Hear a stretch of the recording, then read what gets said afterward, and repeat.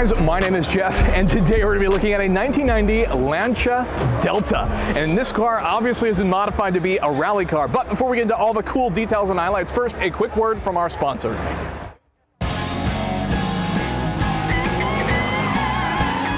Life is too short to drive boring cars!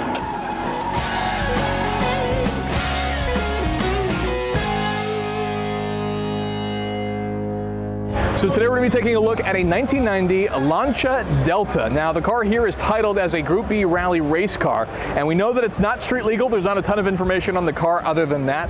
What I can tell you is it's not a Group B rally car because Group B actually ended in 1986. And on a fun side note there, a lot of people often refer to this company as Lancia, but it's actually Lancia because in Italian, when you have CI next to each other like we do here, it's more of a ch sound. So we have Lancia. There you go, a little bit of a pronunciation lesson when you're looking at these cars. So let's talk about how amazing the Lancia Delta is. So the Lancia Delta obviously did race in Group B, which was a series that existed for a very short time between about 1982 and 1986, where they would go on, and some of the last final versions, Lancia would produce some cars called the Lancia Delta, and then eventually the Lancia Delta S4, which was a twin charge car, meaning it was turbocharged and supercharged. Lancia was one of the first companies to introduce that. Lancia was one of the first companies to introduce that sort of twin charging system, and those cars were making somewhere in the neighborhood of 600 horsepower, and that would eventually cause Group B to be outlawed after a series of drivers would be killed, including some of the drivers that raced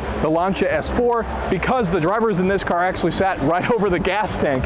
And so unfortunately, due to the very lightweight frame, in addition to sitting over the gas tank, they went over, hit a tree, and unfortunately the car exploded. So a very dangerous sport. That's what would lead Group B to be outlawed, but Lancia would continue on with the Delta, and the Delta would be one of Lancia's most successful rally cars, and they would go on to make some special Martini livery versions like this that would have the Martini livery that would actually go on to be special editions to celebrate Lancia's wins as they continued racing the Delta. So this one is a Delta, and what we have here is a huge wide body package. This car is not street legal. There's some signs on it that lead me to believe it may have been in Russia for some time that I'll point out to you in a sec. And we'll just talk about the general appearance and some of the modifications that have been done to this particular Delta. There's no doubt in my mind that the car, of course, was raced. So right off the front, we have Lancia, and then we have some of the red outlines, which some of the different Lancia models and the different Evolution versions or Evoluzione versions of the car would have some of the different red highlights and things like that to tell you the performance version as opposed to the regular Delta. So we of course have some very famous headlights. Some of the hardcore rally versions would come up with some various fog lights and some extra components, in addition to the wider fenders. Of course, this being a slightly different wide body.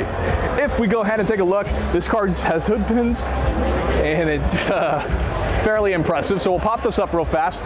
Very, very lightweight car. And if we go to take a look, this particular model, because it is a Delta, has a turbocharged 4-cylinder. You can see that this one's of course been modified. We have an absolutely massive Garrett turbo that I can see underneath here, in addition to having some extra strut support, but you can see just how thin it is, very lightweight focused.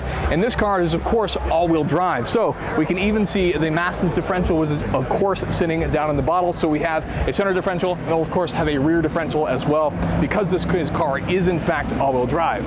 So I'll go ahead and set this very, very lightweight hood down, back on the hood pins. We do have a cutoff here again, just some more signs pointing out that this was a race car at some point. We do have some Russian stickers, would appear to be Russian at some point, I'm not sure of. There's some of the original Lancia glass, we can still see the outlines on there. So it's interesting that there's still some Italian flags and some other stuff. Generally you sport your flag or your country of what you're racing on. Now, this is also a change. The regular Delta street cars at least would not have had this plexiglass window, but everything else is fairly correct as far as the door handles go.